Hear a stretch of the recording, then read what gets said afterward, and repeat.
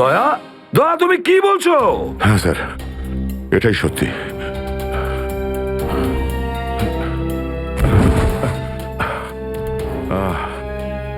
এটা তুমি কি করেছো প্রদ্যুমান? কি করেছো তুমি? দেখো দয়া, তুমি এক্ষুনি যা যা বললে সেগুলো সব সত্যি তো? আমরা শুনতে কোনো ভুল করিনি তো?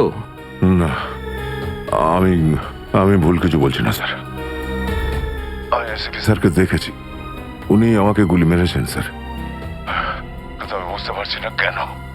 আমিও বুঝতে পারছি না কেন।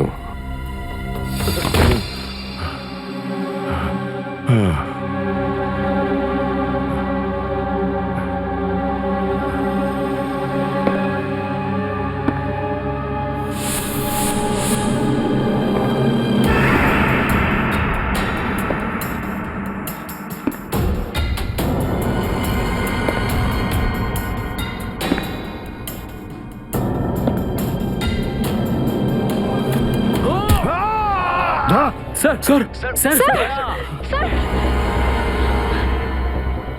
স্যার, স্যার আপনি ঠিক আছেন তো? স্যার, দয়া তুমি ঠিক আছো? দয়ার খেল খতম। দেখাচ্ছি তোকে প্রদ্যুমান। প্রদ্যুমান, আরে প্রদ্যুমান, প্রদ্যুমান, প্রদ্যুমান,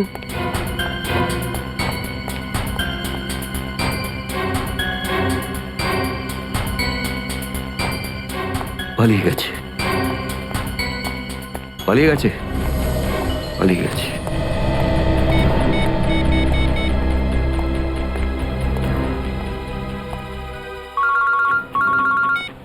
হ্যাঁ চিত্রলে স্যার, বলুন কেন ফোন করেছেন? তুমি হঠাৎ কোথায় গেলে? হ্যাঁ, এক্ষুনি ফিরে এসো। আমি সরি স্যার, ফিরে আসতে পারছি না, আমার জরুরি একটা কাজ আছে। জরুরি কাজটা এখানে আছে, চলে এসো। এখানে এসে জবাব দাও। আর যদি ঠিকঠাক জবাব না পাই, I am going to arrest you. কি বললেন আপনি? গ্রেপ্তার করবেন আমাকে? ইয়েস, গ্রেপ্তার। তোমার পালানো দেখে বুঝেছি যে সর্ষের মধ্যে ভূত আছে। আরে সর্ষের ভূত আপনি খুঁজুন চিত্রলে স্যার। আরে যতক্ষণ না আমি দয়ার মুখ থেকে শুনছি যে ও এটা কেন বললো, ততক্ষণ আমি ফিরবো না। আপনার যা খুশি হয় করুন। Goodbye Chitrale sir, good bye.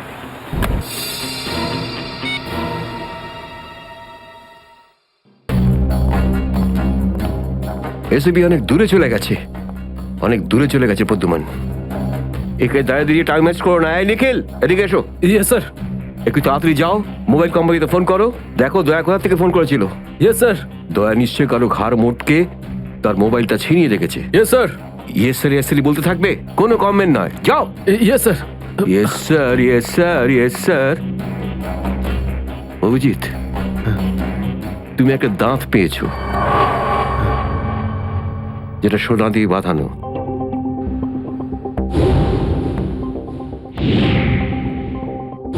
কোথায় সেটা? ওই দাঁতটা মনে পড়ছে না? হ্যাঁ, মনে আছে স্যার। কোথায় আছে? ওটা সারিকা নিয়ে গেছে। সারিকা? সারিকা কেন? সোনা প্রেজেন্ট করে দিয়েছো? স্যার, দাঁতে রক্ত লেগেছিল, রক্ত।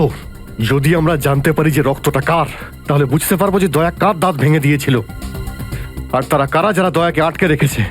এই তো দেখেছো, শেখো, শেখো ডিটেকশন কাকে বলে। অভিজিতের মতন ডিটেকটিভ আর হয় না। অভিজিৎ, সেই রাতে তুমি যখন এসিপির গলার আওয়াজ পাচ্ছিলে, শুট অভিজিৎ শুট, তখন তুমি এসিপিকে সরাসরি দেখতে পেয়েছিলে? না স্যার, আসলে গলা শুনতে পেয়েছিলাম। তার মানে হচ্ছে এসিপি ওখানে লুকিয়েছিল। হয়তো। না হলে ওখানে কি করছিল বলো? ও, ওখানে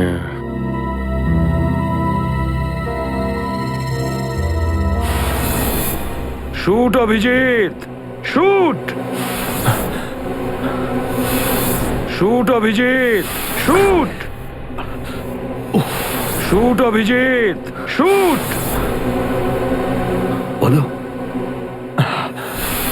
শুট অভিজিৎ, শুট।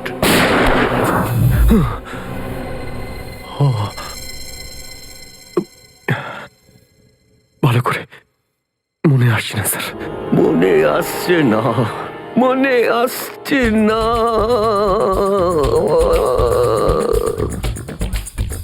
মনে আসছে না। হাতে পেয়েও ফসকে গেল। যখনই ডিসিপির কোনো ইনফরমেশন চাই, তখনই ও স্মৃতিশক্তি বাগড়া দিতে শুরু করে। একে কোনো হসপিটালে নিয়ে গিয়ে পাছার ভিতর 2-3টে বড় বড় ইঞ্জেকশন দিলে তবেই ও ঠিক হবে। আপনি কি সিআইডি অফিসারদের গাজর মূল্য মনে করেন নাকি? কোন কোন বিপদের মধ্যে আমরা কাজ করি কিছু জানেন আপনি? Do you understand forced accident trauma? প্রত্যেক দিন গুলি খাও, রোদের মধ্যে দৌড়াদৌড়ি করো, কখনো বাইকে চেস করো, কখনো বাস থেকে লাফ দাও। ইয়ার কি হচ্ছে স্যার? মাথার মধ্যে কতটা চাপ পড়ে আপনার কোনো আইডিয়া আছে? আপনি কি করে জানবেন? আপনি তো ঠান্ডায় থাকেন, এসির মধ্যে বসে থাকেন। বাইরের গরম সম্পর্কে আপনার কোনো আইডিয়া আছে? মিস্টার অভিজিৎ, 2টো আন্ডার কভার অফিসার লাশ হয়ে গেছে। 3য় জন এসিপি চোখের সামনে মারা গেছে। দয়ার গুলি লেগেছে আর এসিপি লুকিয়ে আছে। 3টে আন্ডার কভার অফিসার বেঁচে আছে। ব্যাস, ওদের বাঁচাতে হবে। That's all. কিন্তু স্যার, আপনার এভাবে সিআইডি অফিসারদের ইনসাল্ট করা উচিত নয় স্যার। সুশান্ত হেমরাজ। সুশান্ত হেমরাজ? কান্নাকাটি করতে গেলে বুড়োর বাইরে গিয়ে করো। এখানে কান্নাকাটি একদমই অ্যালাউড না, বুঝলে? Yes sir. আর একটা কথা, সাপে কাটলে বেঁচে যেতে পারো, কিন্তু চিত্রলে কাটলে নো চান্স। স্যার, স্যার, দয়া স্যার যেখান থেকে ফোন করেছিলেন সেই জায়গাটা জানতে পেরে গেছি স্যার। হ্যাঁ, সেটা কোথায়? স্যার, গোড়ারেনগর থেকে, রুট নম্বর 5 থেকে। স্যার, স্যার, আমি যাই স্যার। ঠিক আছে, যাও, হাত খুলে দাও। তুমি ওর সাথে যাও। Yes sir.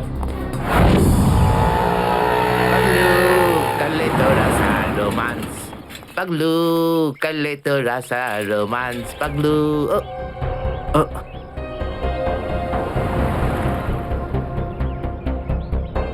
কি আবার স্যার? গাড়ি কোন চৌরাস্তায় পাংচার হয়েছে?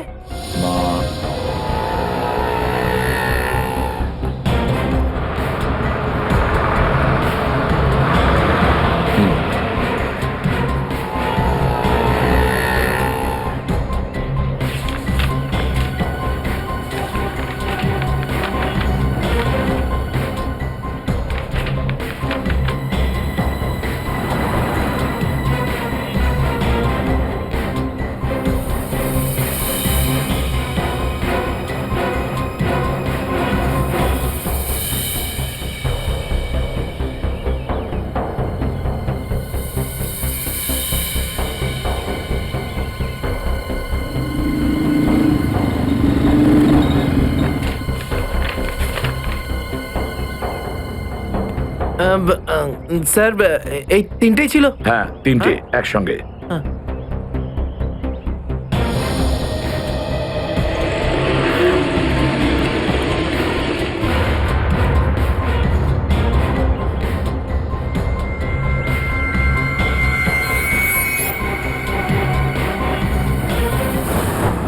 স্যার, দাঁতের ওপর কার রক্ত সেটা জানা গেছে, এটাতে লেখা আছে। মন্নু ভাই? মন্নু ভাই? এই মন্নু ভাই তো কিছুদিন আগে জেল থেকে ছাড়া পেয়েছে।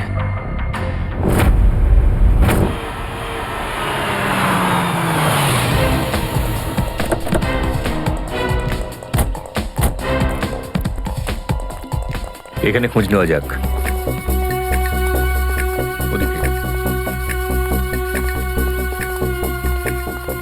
এই যে ভাই, 17 নম্বর ঘরটা কোন দিকে? ওইদিকে। কিন্তু আপনারা কাকে খুঁজছেন বলুন তো? মন্নুর বাড়ি তো ওটা। হ্যাঁ, আপনারা ওর বন্ধু নাকি?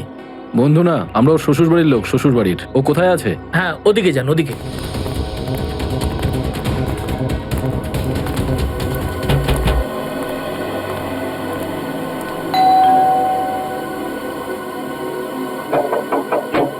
আরে কে রে? সাহেব, মাছওয়ালি সাহেব। আরে আজকে মঙ্গলবার, আজ তো মাছ খাই না রে আমি। সাহেব দরজাটা তো খুলুন সাহেব, হতে পারে দেখে আপনার মন বদলে যাবে। সিআইডি লোকজন কি কি হয়েছে স্যার? কিছু ঝামেলা হয়েছে নাকি? সারাদিনে কতবার ব্রাশ করিস? আগে জিজ্ঞেস করা হয়েছে কতবার ব্রাশ করিস। আগে দুবার, কিন্তু আপনি এগুলো কেন জিজ্ঞেস করছেন স্যার? একবার তোর দাঁতটা দেখা আমাদের। মানে স্যার আপনারা সিআইডি, আপনারা মাছ বেচছেন না, আপনারা ডেন্টিস্ট? তোমার শ্বশুর বাড়ি থেকে এসেছে, আর একটাও কথা না। চুপ, খোল খোল। এর তো সব দাঁতই আসল। সব কটা দাঁতই আসল? আগে হ্যাঁ, ভগবানের জন্য। কিন্তু আপনারা এইসব কেন জিজ্ঞেস করছেন স্যার? এই সোনার দাঁতটাকে চেনো? আগে না। কার এটা? মন্নুর। তুমি মন্নু নও? না, আমি তো মন্নুর ভাড়াটে, রবি। তাহলে মন্নু এখন কোথায়? সেটা আমি বলতে পারবো না, আমি জানি না। এখানে এমন কেউ তো আছে যে বলতে পারবে মন্নুকে এখন কোথায় পাওয়া যাবে? স্যার স্যার মন্নুর বাড়ি তো চিনি না, কিন্তু ও রোজ মদ খেতে যায়। এই পাশেই একটা মদের ঠেক আছে। আচ্ছা, এই মন্নুর মদের নেশা তো আজ সিআইডি ছাড়াবে।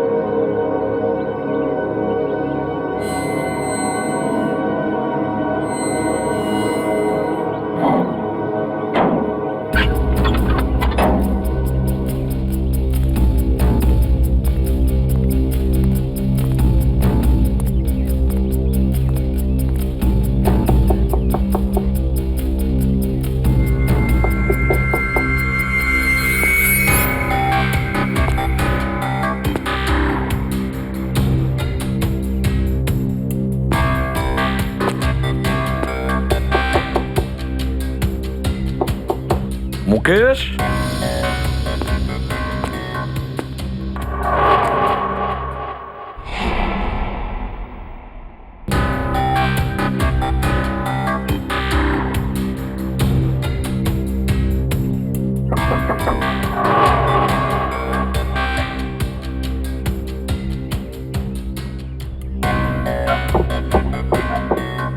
মুকেশ, কে ওখানে? আমি এসিবি প্রদ্যুমান। দরজা খোলো মুকেশ, তাড়াতাড়ি। আমি কোনো এসিপি প্রদ্যুমনকে চিনি না। মুকেশ, আমার কথাটা শোনো, তাড়াতাড়ি দরজা খোলো, তোমার সঙ্গে দরকারি কথা আছে। খোলো। That's an order Mukesh. ব্যাস স্যার, আর অর্ডার দেবেন না। একই আপনার অর্ডারের জন্য আজকে আমার এই অবস্থা, যেখানে জীবন আর মৃত্যুর মাঝখানে সুতোর জোরে ঝুলছি। দেখো মুকেশ, আমি বুঝতে পারছি তোমার রাগ হওয়ার কারণ। আমি জানি আমাদের অফিসারদের মধ্যে অনেকে প্রাণ হারিয়েছে এই মিশনে। এই কারণে আমি তোমাদেরকে এখানে ডেকেছি। আমি চাই তুমি এবং বাকি অফিসারদের যেন বাঁচাতে পারি। দরজা খোলো মুকেশ। এসিপি স্যার, আপনি আমাদের ফাঁসিয়ে দিলেন। না আমরা এদিককার না ওদিককার। এখন আন্ডারওয়ার্ল্ডের সব লোক আমাদের মারতে চাইছে, কেউ আমাদের বাঁচাতে পারবে না, আপনিও নন। এটা ভুল ধারণা, এটা পুরোপুরি ভুল। তুমি এটা ভাবতে পারলে কি করে? দেখো, আমার কথা শোনো আর দরজাটা খোলো প্লিজ। বিশ্বাস করো আমাকে।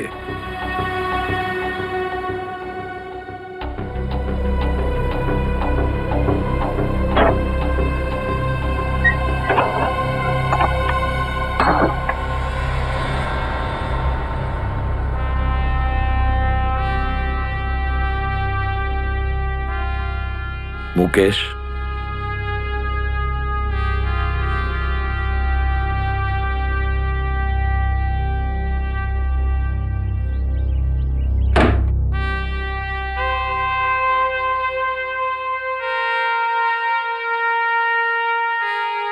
কি হয়েছে মুকেশ? কেন স্যার, চিনতে পারলেন না? আমি আপনার ব্রাইট অফিসার মুকেশ, যার ওপর আপনার অনেক বিশ্বাস ছিল।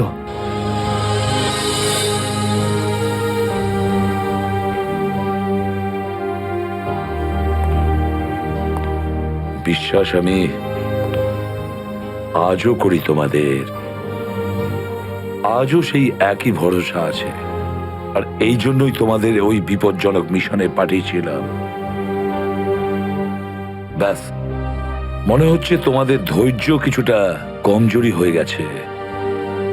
দেশের জন্য প্রাণ দেবে বলে শপথ নিয়েছিলে, আর সেই শপথ তোমাদের মন থেকে উবে গেছে। কোনো ব্যাপার না, আবার তোমরা আমার ভরসা, আবার আমি তোমাদের সেই সাহস দেখতে চাই। আবার, বুঝেছো মুকেশ? যখন আমাদের নিজেদের লোকই সেই ভরসাকে ঘোল করতে চায়, তখন কেউ কি করতে পারে স্যার? কি বলতে চাইছো তুমি? আপনি সব জানেন এসিপি স্যার, আমাদের মৃত্যুর জন্য দায়ী নিজেদেরই কেউ, কোনো ভিতরের লোক। কি বললে তুমি? কোনো ভেতরের লোক? নিজের কেউ? কে সেই লোক? আমি জানতে চাই কে সেই বেঈমান। আপনি কি সত্যিই জানেন না? না, আমি সত্যিই জানি না সে কে, কিন্তু আমি জানতে চাই সেই বেঈমানটার নাম, যে আমাদের দেশটাকে বিক্রি করতে চেয়েছে। কে সেই লোক? যেই লোকটা আমাদের নামের লিস্ট আন্ডারওয়ার্ল্ডকে দিয়েছে, সে আর কেউ নয়, ডিসিপি চিত্রলে। বলে দিস তোর বসকে, এই হলো সেই লিস্ট এসিপি প্রদ্যুমনের আন্ডার কভার 6 জন এজেন্টের।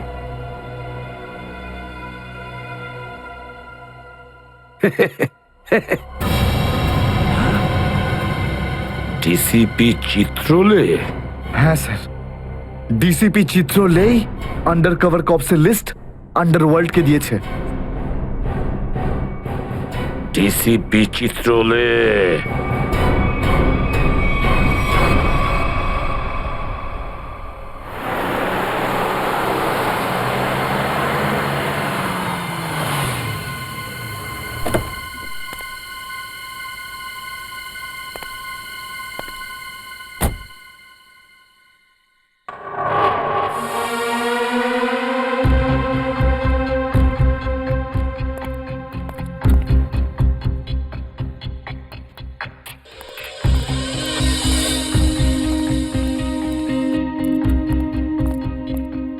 চলো, তাড়াতাড়ি চলো।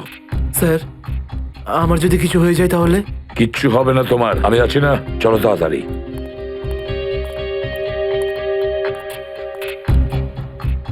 তাড়াতাড়ি।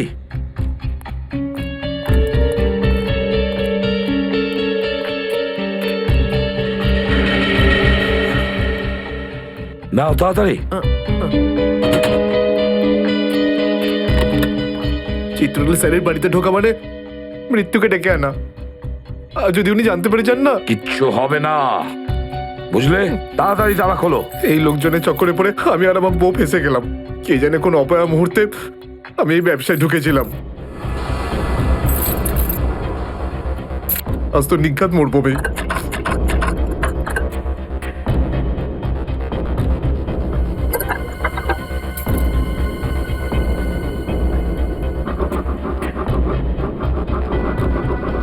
হয়ে গেছে কি? হ্যাঁ স্যার, হয়ে গেছে, আপনার দেখছি। তাড়াতাড়ি।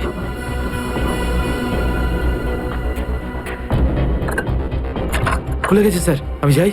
পালাও এবার, এই পালাও। নিন স্যার।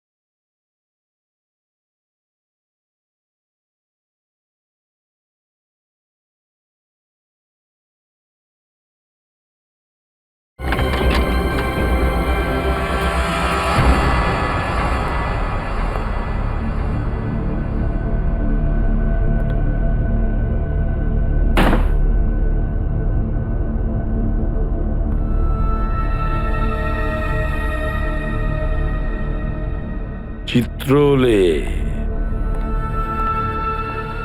চিত্রলে এবার পৃথিবী চিনতে পারবে যে আসল চিত্রলে কেমন। সব জায়গায় ঘুরে ঘুরে খালি লেকচার দেবে। আরে তুমি কেমন সবাই এবার জানতে পারবে, বুঝেছো?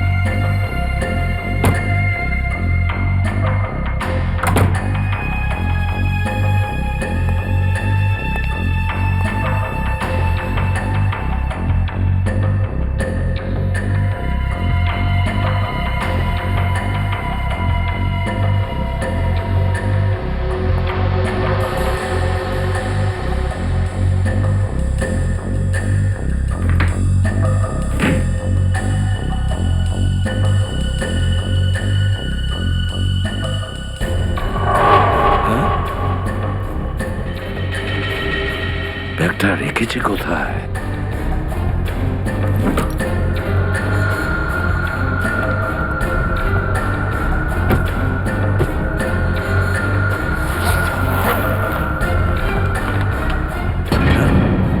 মাই গড, চিত্রলে স্যার, চিত্রলে স্যার, এটা আমি কি দেখছি?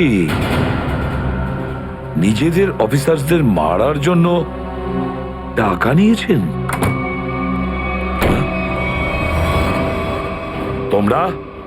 ঘরের মধ্যে ছিল তোমরা? হ্যাঁ হ্যাঁ, ঘরেই ছিল। এরা সবাই আমার সাথেই থাকে। অনেকেই আমাকে ফাঁসিয়ে দেওয়ার চেষ্টা করে। আচ্ছা, তাহলে এটা কি? এই, এটা কোথা থেকে এই আমাকে ফাঁসাবার জন্য টাকা দিচ্ছ? এই ধরো ওকে। এই, পেছনে যাও, জানো আমি কে? আরে, উনি এসিপি প্রদ্যুমান, খুব নামি লোক উনি। আমাকে যেতে দিন, আমাকে যেতে দিন, আমি কিছু করিনি, আমি নির্দোষ, আমাকে যেতে দিন, আমাকে যেতে দিন, আমাকে ক্ষমা করে দিন স্যার। আমি স্যারকে মানা করেছিলাম কি আমি তালা খুলবো না, কি? কিন্তু স্যার শুনলেনই না। হ্যাঁ, শুনবেন কি করে? ও তো একই ধান্দা। কি করে আমার 12টা বাজানো যায়? প্রদ্যুমান, একটা কথা মনে রাখবে, আমার মতন honest officer, honest officer DCP Chitrale, honest officer. এই এই ব্যাগটাকে এনেছে। ব্যাগ তো স্যারই এনেছিলেন স্যার। কি? আমাকে ক্ষমা করে দিন স্যার, আমি কিছু করিনি। এই ব্যাগ উনি এনেছেন স্যার। মিথ্যে! স্যার আপনি এনেছেন স্যার। স্যার মিথ্যে কথা বলছে। তুমি কি করো প্রদ্যুমান? হ্যাঁ, কি করো তুমি? না স্যার, তুই যা, তুই যা, তুই যা। স্যার আমাকে ক্ষমা করে দিন স্যার। হ্যান্ডকাফ পরাও ওকে। স্যার, ক্ষমা করে দিন sir. Sir sir sir handcuff পরাও। স্যার।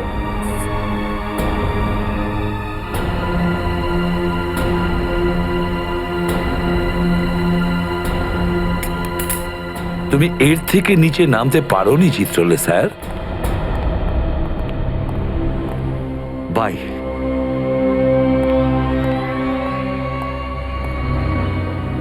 এসিপির তো টিকিট কাটা হয়ে গেছে, এখন বাকি রইল দয়া আর অভিজিৎ। বন্ধু ভাই, যবে থেকে আমরা এই দয়াকে ধরেছি না, শান্তি মতো আমরা নিঃশ্বাসই নিতে পারছি না। হ্যাঁ ভাই, সবসময় টেনশন মাথার উপর থাকে, কখন জেলে যাব। ভাই তুমি এটাকে টপকে দিচ্ছ না কেন? জ্যান্ত রাখতে হবে একে, জ্যান্ত। কিন্তু ভাই কেন?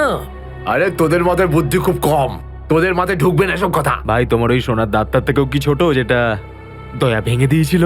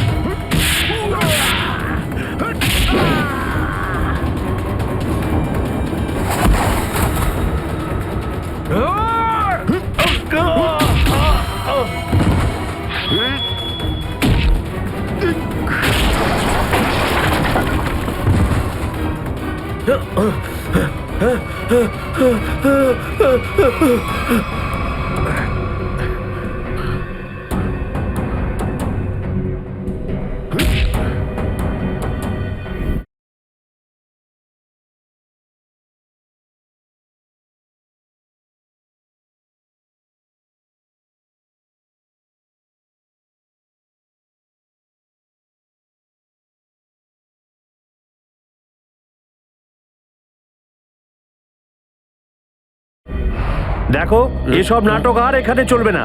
সোজাসুজি টাকা পয়সা ফেরত দাও, না হলে কিন্তু আমি টাকা আদায় করতে হয় কিভাবে জানি। দেবো না আমি টাকা, কেন দেবো টাকা? আমার কাছে টাকা নেই।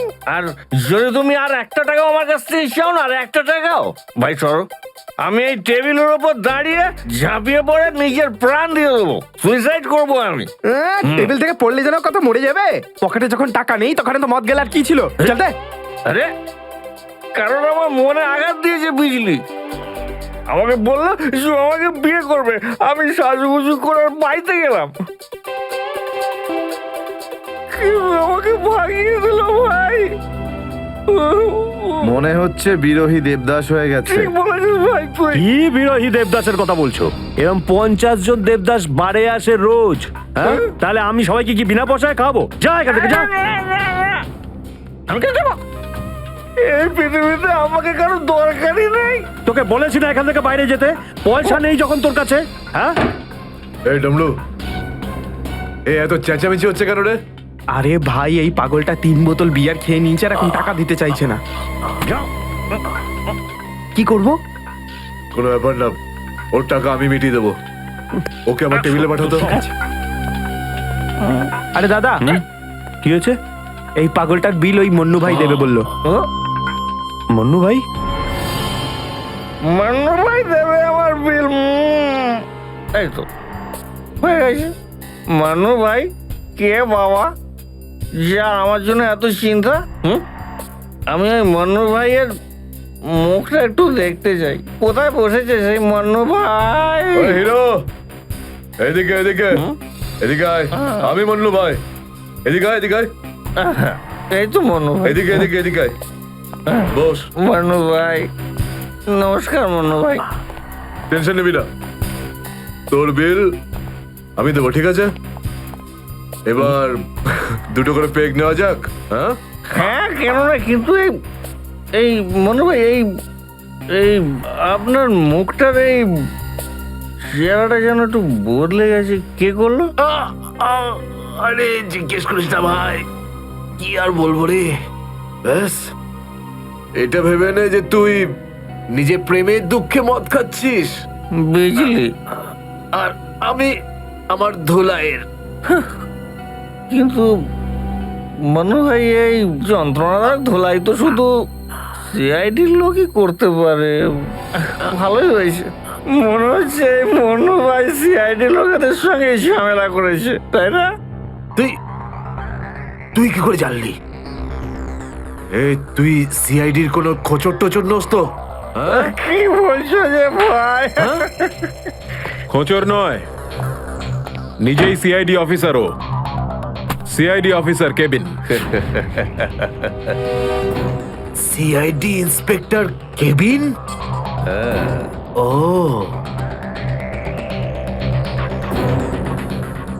তোমার জন্য একটা উপহার আছে আমাদের কাছে। এটাকে চেনো? এটাকে কি করে ভুলতে পারি আমি? এটাকে ভেঙে দয়া আমাকে খুব যন্ত্রণা দিয়েছে। আচ্ছা, তাহলে এটাই তোমাদের প্ল্যান ছিল? হ্যাঁ, সিআইডির হাত থেকে বাঁচার জন্য আমি এখানে পালিয়ে এলাম, আর তোমরা এখানে আগে থেকে ঘাঁটি ঘেরে বসে আছো। কোথায় পালাচ্ছিস বন্যু? ওই দাঁতের ওপর মেরেছে। ব্যাস ব্যাস ব্যাস, আর পারো না। আমার সোনার দাঁত এমনিতেই দয়া ভেঙে দিয়েছে, এবার কি বাকি দাঁতগুলো তোমরা ভেঙে দেবে নাকি? না। দেখ মুন্নু ভাই, সব সত্যি করে বলে দে, তুই দয়া স্যারকে কোথায় লুকিয়ে রেখেছিলিস? না হলে তোর বাকি দাঁতগুলো ভেঙে ফেলবো আমি, বুঝেছিস? সত্যি বলছি, আমি আমি জানি না, জানি না। কিছু জানিস না মানে? দেখো, আমরা দয়াকে চিকু বাড়ির থেকে লুকিয়ে রেখেছিলাম, কিন্তু তারপরেও কোথায় গেছে আমি সত্যি জানি না। আর এমনি তো দয়া আমাদেরকে প্রচন্ড মেরেছে। চিকু বাড়িতে আটকে রেখেছিলি? কার কথায় করেছিলি এসব? আমি জানি না। দেখুন, আমাকে একজন ফোন করতো প্রাইভেট নাম্বার থেকে, আর ও শুধু এইটুকুই বলতো যে ওর যে কোনো মূল্যে দয়াকে চায়, আর তাও জীবিত। তার মানে এমন কোন শত্রু আছে যার দয়া স্যারকে জীবিত চাই? গল্প তো দেখছি আরো রোমাঞ্চকর হয়ে উঠছে। নে বল, কোথায় সেই চিকু বাড়ির ঠেক? বল।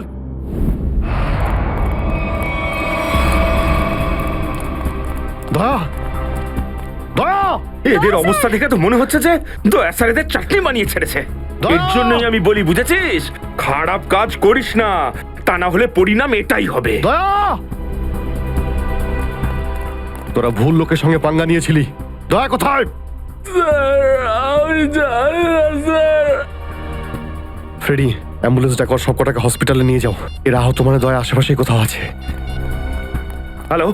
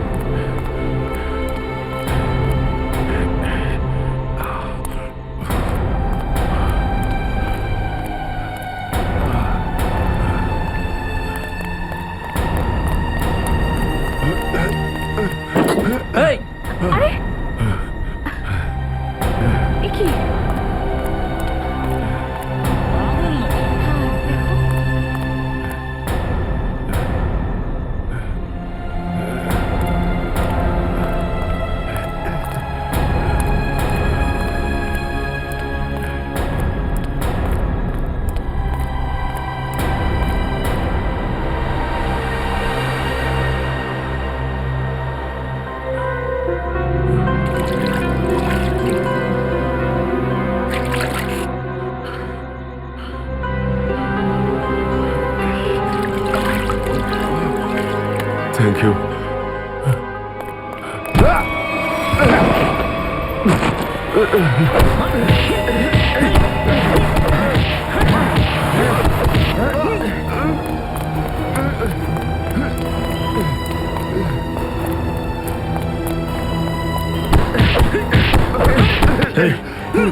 এখান থেকে কাউকে দৌড়তে দেখলি?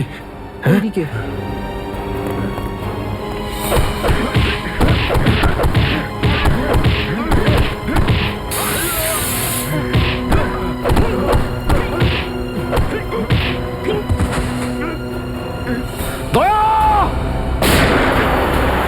দাঁড়াও! দয়া!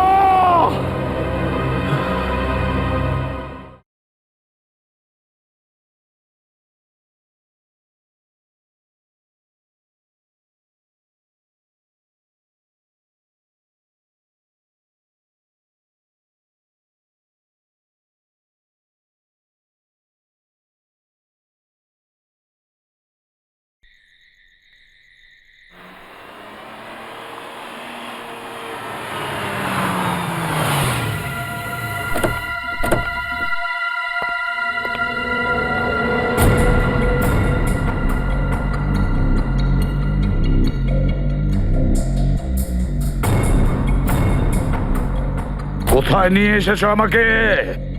কোথায় নিয়ে এসেছো? চোখের পট্টি খোলো।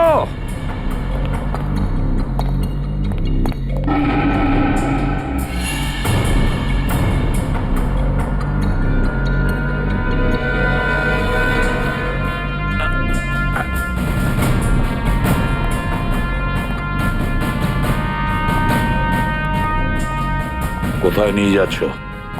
কোথায় নিয়ে যাচ্ছ? খোলো চোখের পট্টি।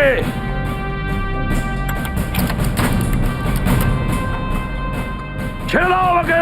খোলো এই পট্টি, খোলো। কোথায় নিয়ে এসেছো আমাকে? কোথায় নিয়ে এসেছো আমাকে? হ্যাঁ,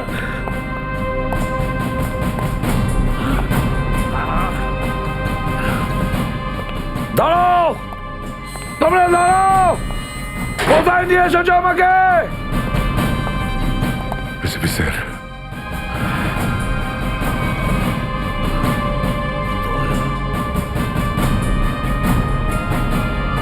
ইয়েস স্যার। দয়া,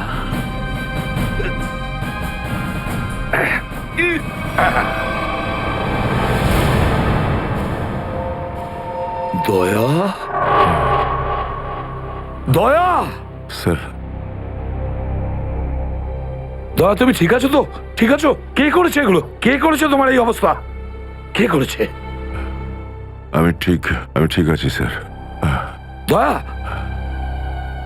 দয়া, দয়া,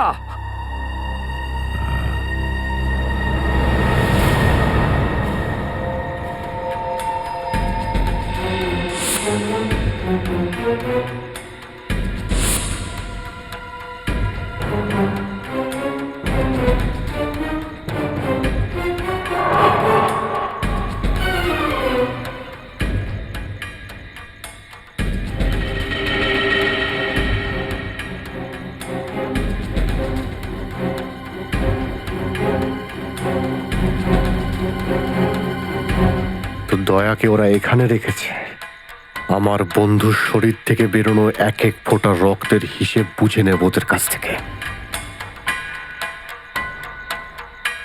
গুলি নেই, তাহলেও আমাকে যেতেই হবে।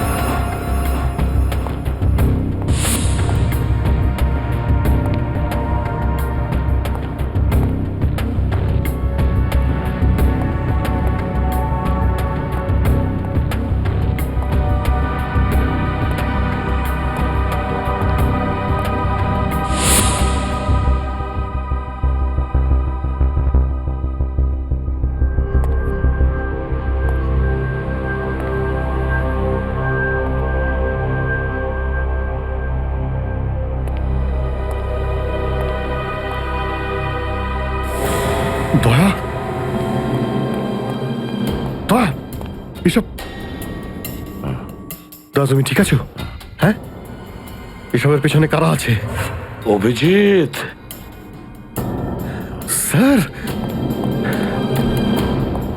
স্যার আপনি এখানে?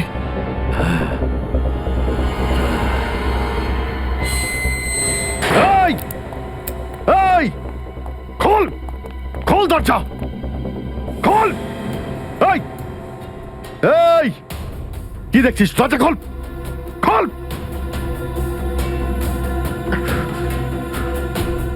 স্যার এসব কি হচ্ছে স্যার? মনে পড়েছে অভিজিৎ? আমি বলেছিলাম না, আমি ছাড়া আন্ডার কভার অফিসারদের ব্যাপারে আরো একজন জানে। অভিজিৎ, আরো একজন আছে, আরো একজন আছে যে ব্যাপারটা জানে আমি ছাড়া। কে কে সে? সে হলো ডিসিপি চিত্রলে। অভিজিৎ, ও এই সমস্ত করাচ্ছে। ডিসিপি চিত্রলে? ও না জানি কতগুলো অফিসারকে শেষ করে দিল। একে একে প্রতিশোধ নিতে হবে অভিজিৎ। চিত্রলে, কিছু ভাববেন না স্যার, আমরা সবাই একসাথেই আছি। ওর সমস্ত বকেয়া হিসেব চুকিয়ে দেব স্যার। হ্যাঁ দয়া।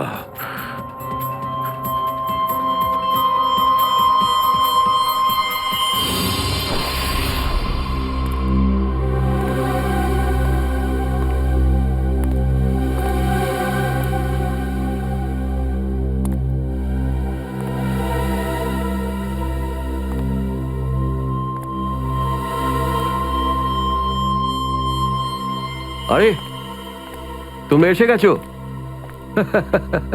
স্যার আপনি এইভাবে লুকিয়ে লুকিয়ে আসছেন? আরে লুকিয়ে লুকিয়ে আসবে কারা? আমরা। পুরো আন্ডারওয়ার্ল্ড জানতে পেরে গেছে যে আমরা কে। স্যার আমি 7 বছর ধরে বাড়ি যাইনি। আমার স্ত্রী আমার মুখ দেখলে চিনতেও পারবে না। আমি আমার নাম পাল্টে দিয়েছি, একটা সিআইডি অফিসার থেকে গুন্ডা হয়ে গেছি। আর 7 বছর ধরে এই গুন্ডা হয়েই রয়েছি। আর এই গুন্ডা বনবাসের খবর এসিপি সাহেবকে দিয়ে এসেছি স্যার। সেটা তো ভালো খবর, তা কাঁদছো কেন তুমি? তাহলে কি করব? আপনি একবারও এটা ভাবলেন না যে আমাদের কি হবে? আরে আমি তো দিন রাত তোমাদের কথাই ভাবি, দিন রাত। স্যার আপনি আমাদের নাম পয়সার জন্য আন্ডারওয়ার্ল্ডে দিয়ে দিয়েছেন। সবাই জানতে পেরে গেছে যে আমরা গুন্ডা নই, আমরা CID officers. CID officers. Sir লোকে আমাদের মারার জন্য সব জায়গায় খুঁজে বেড়াচ্ছে। এই দেখুন স্যার, এই দেখুন, আমার ওপর গুলিও চলেছে স্যার। এই দেখুন। স্যার আমি যদি মরে যাই না, তার জন্য দায়ী থাকবেন শুধু আপনি, শুধু আপনি। আরে কি বলছো? আচ্ছা একটা কথা বলো তো আমাকে, তোমাদের নামগুলো শুধু প্রদ্যুমানই জানতো, শুধু প্রদ্যুমান। ও অভিজিৎ দয়াকেও বলেনি সেটা। তাহলে আমি কি করে জানবো যে তোমরা কারা? হ্যাঁ, আমার কাছে তোমাদের নাম কি করে আসবে? স্যার আপনি কি সত্যি কথা বলছেন? অফকোর্স, প্রদ্যুমান তোমাদের ভাসিয়েছে। প্রদ্যুমান, আমি তো তোমাদের বাঁচাতে এসেছি, আমি তোমাদের রক্ষা করব, ঘাবড়িও না।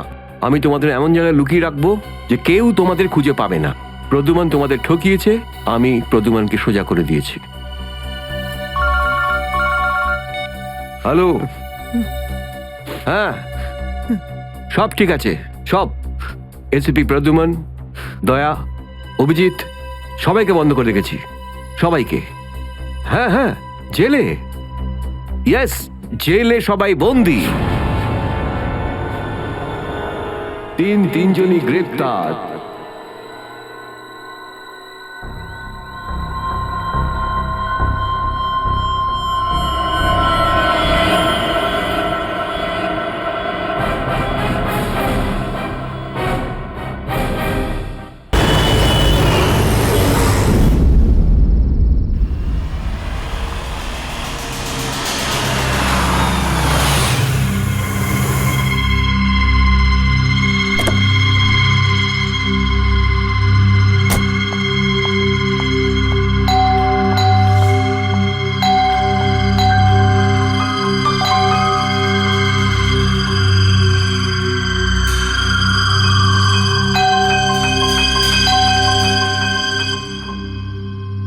আমাদের পার্টিতে ডেকে নিজে ঘুমিয়ে পড়েনি তো?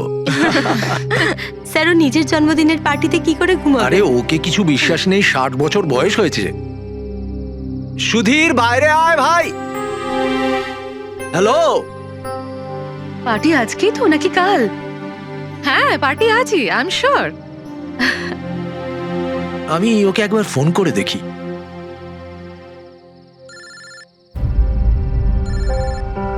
ভেতর থেকেই তো রিং শোনা যাচ্ছে, তাহলে কেউ গেট খুলছে না কেন? তাহলে ভিতর থেকে কেউ দরজা কেন খুলছে না? আমি বললাম না 60 বছর বয়স, এখনো বাচ্চা আছে। Sudhir,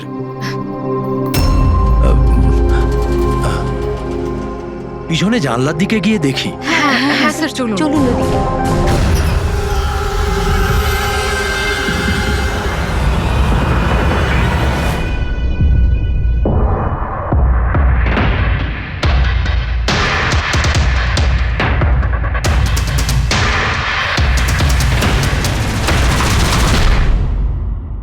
emergency medical card. এনার আমন্ড আর শেলফিশে অ্যালার্জি আছে।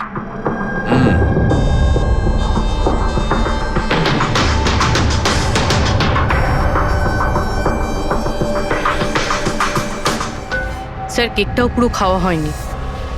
এই দেখুন, মনে হচ্ছে কেক কাটার কিছুক্ষণের মধ্যেই এরা সবাই মারা গিয়েছেন।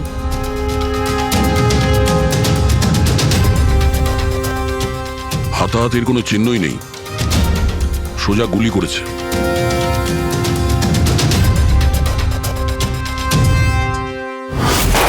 এইভাবেই গুলি চালিয়েছে।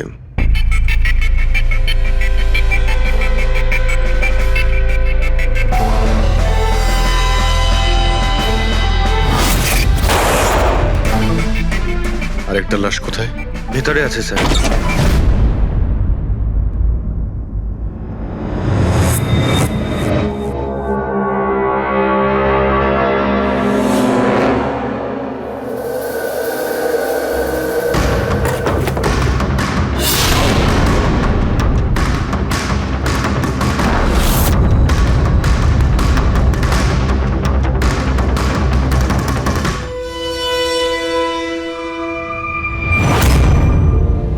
গান কেস, কিন্তু এ তো পুরো খালি।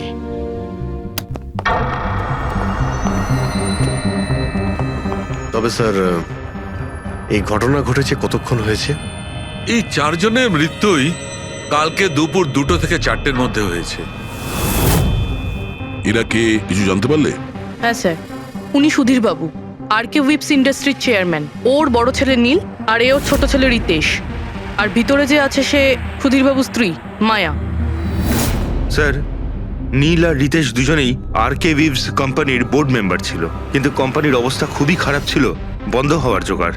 প্রচুর ধার বাকি হয়ে গেছিল, আর বাজারের ধারও মেটাতে পারছিল না, সমস্যা বেড়েই চলেছিল।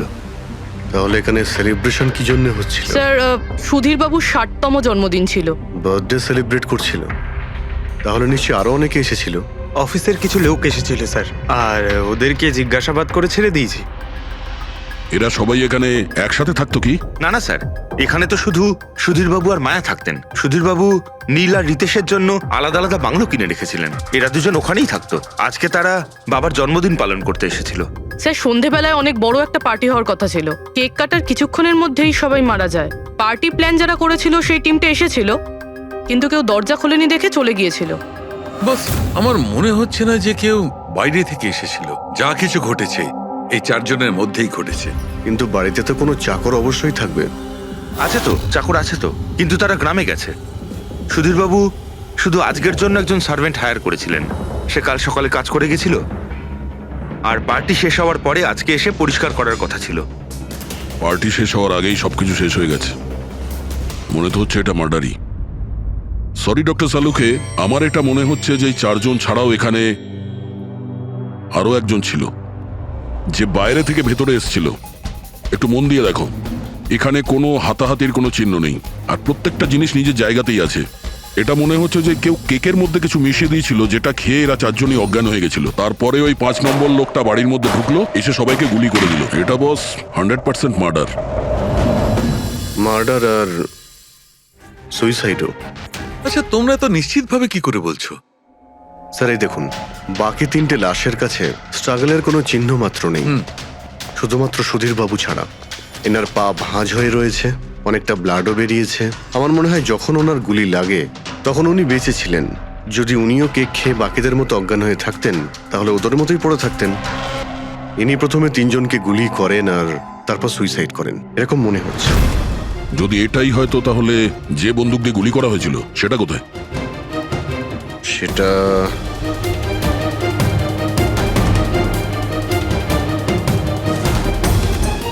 এখানে গুলি লেগেছিল মানে মাথাতে।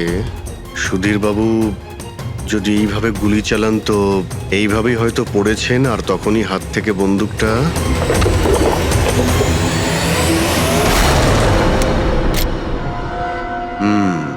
এই হলো বন্দুক। স্যার এই দেখুন, রিতেশের ফোনটা পেলাম। স্যার ও কেক কাটার কিছুক্ষণ পরেই নিজের সোশ্যাল পেজে এই সেলফিটা পোস্ট করেছে। বলছিলাম না, এখানে পঞ্চম ব্যক্তি থাকতেই পারে না। কিন্তু বুঝতে পারছি না কেন, আমার এখনো সন্দেহ আছে। দেখুন, সন্দেহ করা তো আমাদের কাজ। একটা কাজ করে যতগুলো এভিডেন্স আছে, যতগুলো জিনিস আছে, সব বিউরোতে নিয়ে যাই, দেখি এসিপি স্যার কি বলেন। গোলমাল মনে হচ্ছে। বস, আমি ওদের পেটের মধ্যে কেকের টুকরো পেয়েছি। ওই যে কেক ওরা খেয়েছিল, ওই কেকের মধ্যে সেনেটিভ মেশানো ছিল, নেশার ওষুধ। সেনেটিভ? 3 জন খেয়েছে আর অজ্ঞান হয়ে গেছে। 4 জনই? না, 3 জন। নীল, রিতেশ আর মায়া, ওদের 3 জনের পেটের মধ্যেই শুধু কেকের টুকরো পাওয়া গেছে। তার মানে সুধীরবাবু ওই কেকটা খাননি? না দয়া, সুধীর শুধু একজনই ছিল যে গুলি চলবার সময় অজ্ঞান হয়নি। কি? সুধীরবাবু নিজের জন্মদিনে এই কেক খাননি? খায়নি, কারণ ওই কেকের মধ্যে বাদাম মেশানো ছিল। কিন্তু স্যার ওনার বাড়ির লোকের তো নিশ্চয়ই জানা আছে যে ওনার বাদাম থেকে অ্যালার্জি ছিল। এক্স্যাক্টলি। তাহলে এই কেক আনলো কেন? অদ্ভুত ব্যাপার।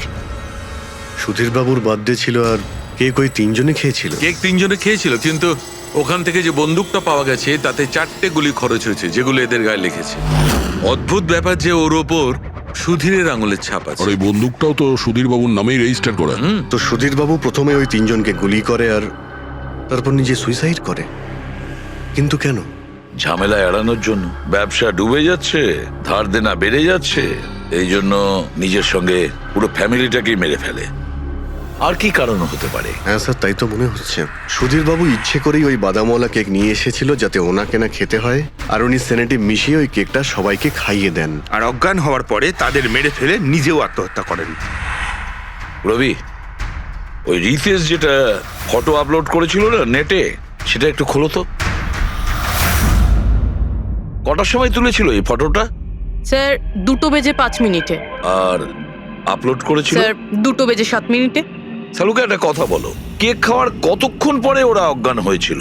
20 থেকে 25 মিনিট। মানে 2:30 না 2:35? আমার মনে হয় ওরা সবাই ওই সময়ই মারা গিয়েছিল, 2:30 থেকে 3:45-এর মধ্যে। মানে সবকিছু ঘটেছে ওই 40 মিনিটের ভেতরেই। 1 মিনিট, ওই দেখো, ওই ছায়াটা কার? ওই শ্যাডো? এই 4 জন তো এখানে দাঁড়িয়েছিল, তাহলে ছায়া ওখানে গেল কি করে? সেটা ওখানে গিয়েই দেখতে হবে। এই শ্যাডোটা কার ছিল? 2:04। পর্দার পজিশন একদম ঠিক আছে তো? একদম স্যার। পজিশন নিয়ে নি। রেডি? 2:05। আরে এখানে তো কোনো ছায়া দেখতে পাচ্ছি না।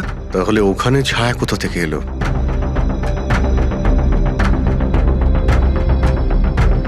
রোদটা এই দিক থেকেই আসছে। রবি, তুমি ওইখানটা গিয়ে দাঁড়াও তো। ব্যাস।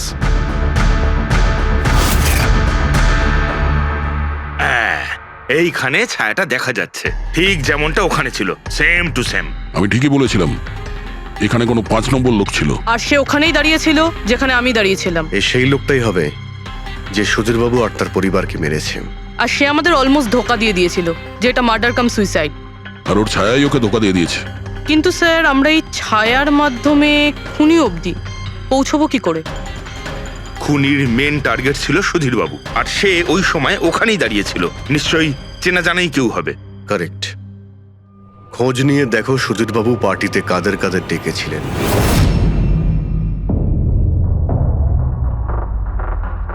স্যার আমি পড়ি। তুমি সুধীরের এক্সিকিউটিভ অ্যাসিস্ট্যান্ট? হ্যাঁ স্যার, আমি Jahnavi, marketing head. Yes sir. হ্যাঁ স্যার, আমি জগন্নাথ, আমি কোম্পানির লয়ার। আর সুধীরবাবুর পার্সোনাল লয়ারও। আগে হ্যাঁ, কিন্তু আপনারা আমার কাছে কি জানতে চাইছেন? সুধীরবাবুর কোম্পানিতে প্রায় 300 লোক কাজ করতেন, কিন্তু উনি পার্টিতে শুধু আপনাদের 3 জনকেই ডাকলেন। এরকম কিসের বিশেষ সম্পর্ক ছিল আপনাদের সঙ্গে সুধীরবাবুর? স্যার আমি আগেও বলেছি যে আমি ওনার এক্সিকিউটিভ অ্যাসিস্ট্যান্ট। তো একজন এক্সিকিউটিভ অফিসারের সঙ্গে এতটা পার্সোনাল রিলেশনশিপ? স্যার আমি ওনার শুধু কাজই না, বরং ওনার পার্সোনাল লাইফও ম্যানেজ করতাম। আই মিন পার্সোনাল আর প্রফেশনাল দুটোই। আর ওই দিনও আমি পার্টি ম্যানেজ করতে গেছিলাম, সেলিব্রেট করতে না। আর উকিল বাবু আপনি? স্যার আমি আর সুধীর হলাম ছোটবেলাকার বন্ধু। ওর বার্থডে আর আমি যাব না, এটা কি করে হতে পারে? আর আপনি, আপনাকে কেন ইনভাইট করেছিল সুধীরবাবু পার্টিতে?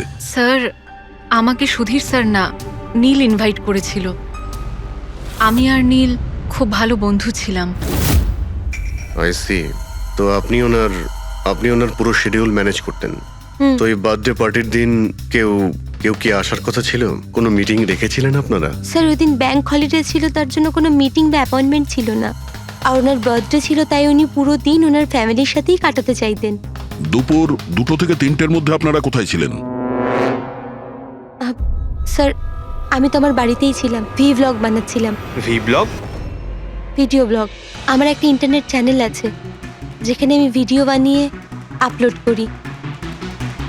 স্যার আমি বাড়িতে ঘুমোচ্ছিলাম, আমার শরীরটা ঠিক ছিল না। স্যার আমি আমার ফ্যামিলির সাথে ফিল্ম দেখতে গিয়েছিলাম। আচ্ছা, কিছুদিনের মধ্যে সুধীরবাবুর ব্যবহারে কোনো পরিবর্তন দেখেছিলেন আপনারা? হ্যাঁ স্যার, আমি একটা জিনিস নোটিস করেছিলাম। স্যার আজ থেকে ঠিক 1 মাস আগে আমাদের মিটিং চলছিল।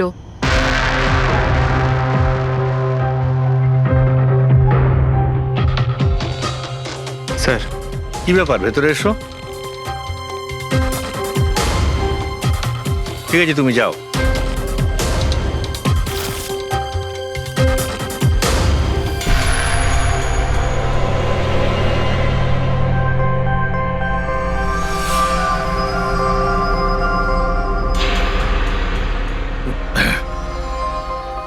Sorry gentleman, meeting is over. বাচ্চাদের পোশাক? Yes sir. আচ্ছা, আর কিছু নোটিস করেছিলেন আপনারা? কোনো অদ্ভুত কিছু? হ্যাঁ স্যার, এই 2 সপ্তাহ আগে উনি আমাকে বলেছিলেন যে উনি ওনার দলিল চেঞ্জ করতে চান। উইল বদলাতে চাইছেন কেন? জানি না স্যার, ওনার দলিলে 3 জন মানুষের নাম ছিল, একজন ওনার স্ত্রী মায়া আর 2 জন ওনার ছেলে। কিন্তু উনি চতুর্থ একজনের নাম জুড়তে চাইছিলেন, অ্যাড করতে চাইছিলেন। কি নাম ছিল ওই চতুর্থ জনের? ওনার নাম তো উনি বলেননি। আপনি কি উইলটা বদলেছিলেন? আসলে আমি পেপার সব তৈরি করে দিয়েছিলাম, ব্যাস নাম ভরে ওতে সুধীরকে সই করতে হতো। জানি না কি হলো, হঠাৎ নিজের বার্থডের কিছুদিন আগে ও আমাকে বলল যে দলিল বদলাতে চায় না, ওই পুরনো দলিলটাই থাকবে। ঠিক আছে, এই চতুর্থ ব্যক্তি আবার কোথা থেকে এলো যার নাম সুধীরবাবু নিজের উইলে ইনক্লুড করতে চেয়েছিলেন? সুধীরজির মৃত্যুর এই চতুর্থ জনের সঙ্গে কোনো কানেকশন থাকতে পারে। আমার তো এটাই কিছুতে মাথায় ঢুকছে না। বাচ্চাদের পোশাক কেউ কাউকে কেন পাঠাতে যাবে? বাচ্চাদের জামা কাপড় পাঠানো হয়েছিল, তাহলে ওই এনভেলপটা কোথায় গেল? সুধীরবাবুর রুমটা তো আমরা ভালো করে চেক করেছি, ওখানে তো কিছুই পাইনি আমরা। বাড়িতে নয় তো অফিসে?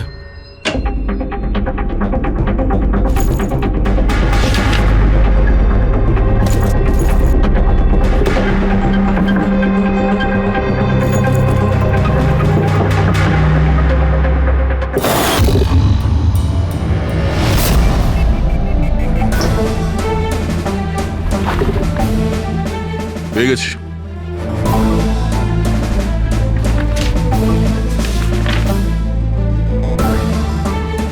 আরে এতে তো দেখছি কোনো পোস্টাল স্ট্যাম্প বা যে পাঠিয়েছে তার নামই নেই। তাহলে পার্সেল এখানে পৌঁছলো কি করে? মনে হচ্ছে এই এনভেলপটা সোজা কেউ কোম্পানির পোস্ট বক্সে ঢেলে দিয়েছিল।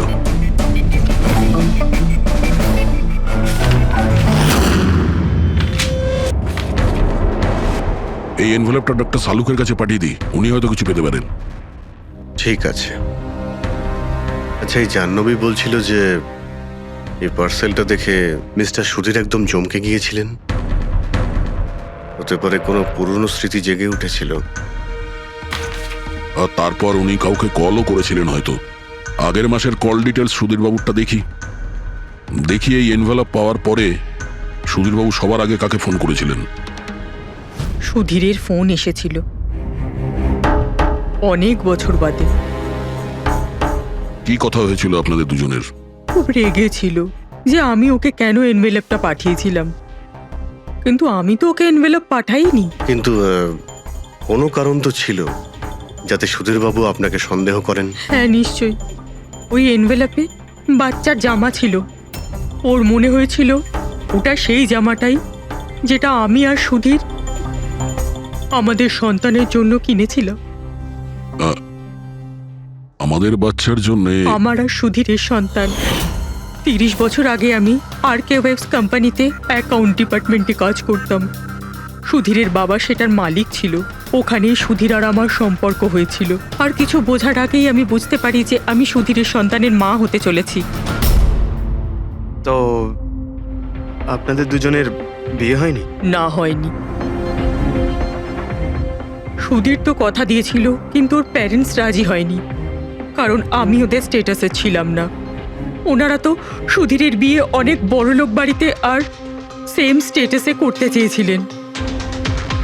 তারপরে ওর প্যারেন্টস আর ফ্যামিলি খুব চেষ্টা করেছিল ওকে, আমাকে, এমনকি আমার ফ্যামিলিকেও বোঝানোর জন্য যে আমি বাচ্চাটাকে নষ্ট করে দিই।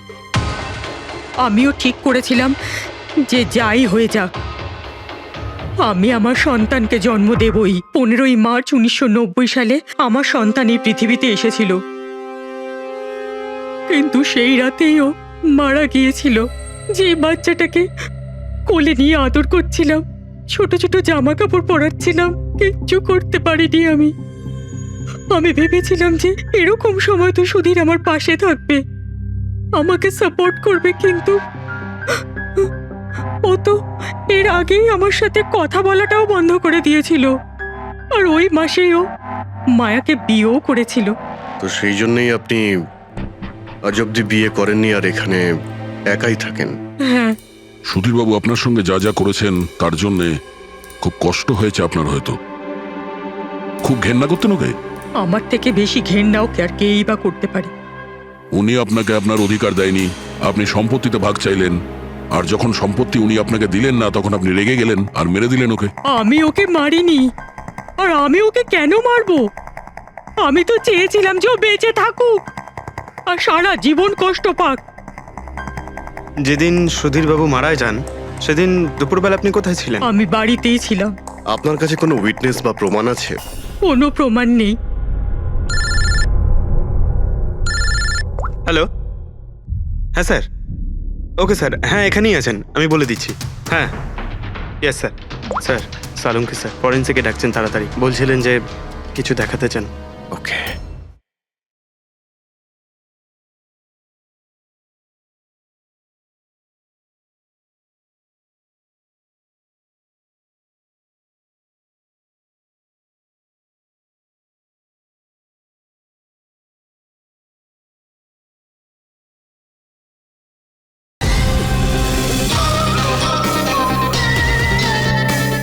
শুনলে তো বিশ্বাসই করতে পারবে না বস। ওই এনভেলপটাকে যখন আমি ভালো করে পরীক্ষা করলাম তাতে কোনো ফিঙ্গারপ্রিন্ট তো পাইনি, কিন্তু ওই এনভেলপ থেকে আমি ডিএনএর জন্য স্যাম্পল পেয়ে গেছি। যে ওই চিঠিটা পাঠিয়েছে সে মনে হয় মুখ দিয়ে থুতুর সাহায্যে ওটাকে সেঁটে দিয়েছে। আর এইভাবে ওই এনভেলপ থেকে আমি স্যালাইভা স্যাম্পল পেয়ে গেছি, যার থেকে ডিএনএ টেস্ট করতে পারবো। কিন্তু ডক্টর, ডিএনএ টেস্টিং এতে তো 4 থেকে 6 সপ্তাহ লাগবে। হ্যাঁ, আর আমি 5 দিনের জন্য যাচ্ছি দিল্লি এক কনফারেন্সে, কিন্তু তার আগে আমি কিছু প্রাইমারি টেস্ট করিয়ে নিয়েছি।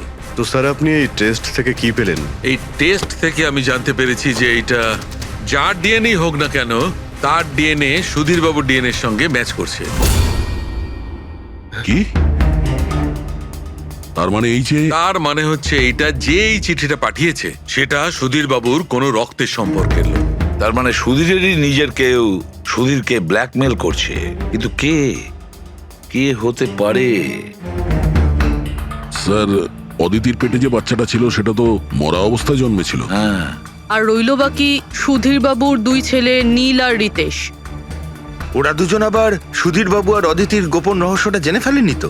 হতে পারে তার জন্যই ব্ল্যাকমেল করছিলেন, বাচ্চাগুলোর পোশাক পাঠিয়ে। আচ্ছা স্যার, ওই যে বাচ্চাদের পোশাক পেয়েছিলাম, ওগুলো কি সত্যি পুরনো নাকি ময়লা টয়লা করে পুরনো দেখানোর চেষ্টা করা হয়েছে? আমি ওগুলোকে স্পেশালাইজড ল্যাবে পাঠিয়ে দিয়েছি চেক করার জন্য, তাড়াতাড়ি জানা যাবে। আচ্ছা, পুরবি সুধীর বাবুর ছেলের ব্যাপারে কি জানতে পেরেছো? কি করতো? স্যার 1 বছর আগে সুধীর বাবু নিজের কোম্পানিতে নিজের ছেলেদেরকেই বোর্ড মেম্বার বানিয়েছিলেন, আর তারপর থেকেই কোম্পানি লসে যেতে শুরু করলো। ওরা কোম্পানির টাকা নিয়ে নিজেরাই নয়ছয় করতো, দামি দামি গাড়ি, প্রচুর শখ মেটাতো, সবকিছু করতো, শুধু কাজ বাদ দিয়ে। কিন্তু স্যার সুধীরবাবু তার ছেলেদের খুব ভালোবাসতেন, দুজনের জন্য আলাদা আলাদা বাংলো। আচ্ছা, এটা নয় তো যে ওদের দুজনের মধ্যেই কেউ ওই এনভেলপটা লেটার বক্সে ফেলেছিল? কিন্তু একটা কথা কিছুতেই মাথায় ঢুকছে না, এই ব্ল্যাকমেলিং কেন? আরে ভাই, টাকার জন্য। কোম্পানি ডুবে যাচ্ছিল। কারেক্ট। কোম্পানি কাঙাল হওয়ার আগে যা কিছু গুছিয়ে নিতে পারো গুছিয়ে নাও। যদি সুধীর বাবুর 2 ছেলে তাদের বাবাকে টাকার জন্য ব্ল্যাকমেল করে থাকে, তাহলে নিশ্চয়ই ওনার ব্যাংকের অ্যাকাউন্টে নিশ্চয়ই টাকা এসে থাকবে, খুব বড় রকমের ফিগার। একটা কাজ করো, এই দুজনের পার্সোনাল অ্যাকাউন্ট, কোম্পানি অ্যাকাউন্ট সব চেক করো, দেখো কোনো বড় অ্যামাউন্ট এসেছিল কিনা। স্যার স্যার কিছু পেয়েছি স্যার। আরকে উইপস ইন্ডাস্ট্রি থেকে কোটি টাকা ট্রান্সফার হয়েছে স্যার। কার অ্যাকাউন্টে ট্রান্সফার হয়েছে? 1 মিনিট দেখছি। এগুলো রিতেশ আর নীলের অ্যাকাউন্টই হবে? না স্যার, প্রাইভেট অ্যাকাউন্ট, রেচেলের নামে। কোন টাকা? আপনারা কি নিয়ে কথা বলছেন? আমি কিচ্ছু জানি না। কোন টাকা? সেই টাকাটা যেটা আরকে উইপস এর অ্যাকাউন্ট থেকে তোমার অ্যাকাউন্টে ট্রান্সফার হয়েছে। এবার কিছু মনে পড়েছে? ওটা তো আমার স্যালারি, আমি ওখানে কাজ করতাম। স্যালারি? 11 কোটি স্যালারি? হ্যাঁ, তাও আবার 2 সপ্তাহের। ওই হিসাবে তো তোমার মান্থলি স্যালারি 22 কোটি টাকা হবে। কি কাজ কি করো তুমি? ব্ল্যাকমেলিং এর কাজ। তুমি আর রিতেশ দুজন মিলে সুধীর বাবুকে ব্ল্যাকমেল করছিলে। দেখো রিচেল, আমরা খুব ভালো করেই জানি যে তুমি আরকে কোম্পানিতে একদিনের জন্যও কাজ করনি। এবার পরিষ্কার করে সত্যিটা বলবে নাকি? রিতেশ কিন্তু আর নেই, তাই যত শাস্তি সব তোমাকেই কিন্তু পেতে হবে। ব্ল্যাকমেলিং আর এক্সটর্শনের শাস্তি জানো তুমি? আমি কাউকে ব্ল্যাকমেল করিনি। তাহলে সুধীর বাবু কি তোমাকে 11 কোটি টাকা এমনিই দান করে দিলেন? সুধীর আঙ্কেল তো ওই টাকা ট্রান্সফারই করেননি। তাহলে কে করেছিল? আমার বয়ফ্রেন্ড রিতেশ। ও আমাকে বলেছিল যে ওর কোম্পানির টাকা ও কিছুদিনের জন্য অন্য কোথাও রাখতে চায়। অন্য কোথাও? কেন জানি না, আর আমি জিজ্ঞাসাও করিনি। তুমি রিতেশকে জিজ্ঞাসা করনি, আর যখন রিতেশ মারা গেল তখন পুলিশকেও বলনি। আমি ভেবেছিলাম যে রিতেশ তো আর বেঁচে নেই, তাই তাই টাকাগুলো আমি রেখে দিই। কেউ কি করে জানতে পারবে? কিন্তু সুধীর বাবুর ফ্যামিলিকে মারতে পারে কারা?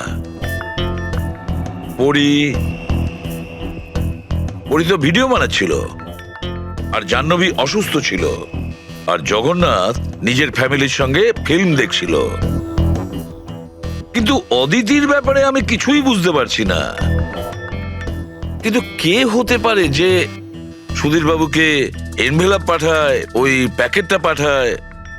সে কে? ওর নামটা সুধীর বাবু উইলে লিখতে চেয়েছিলেন, কিন্তু লেখেননি। সে কে?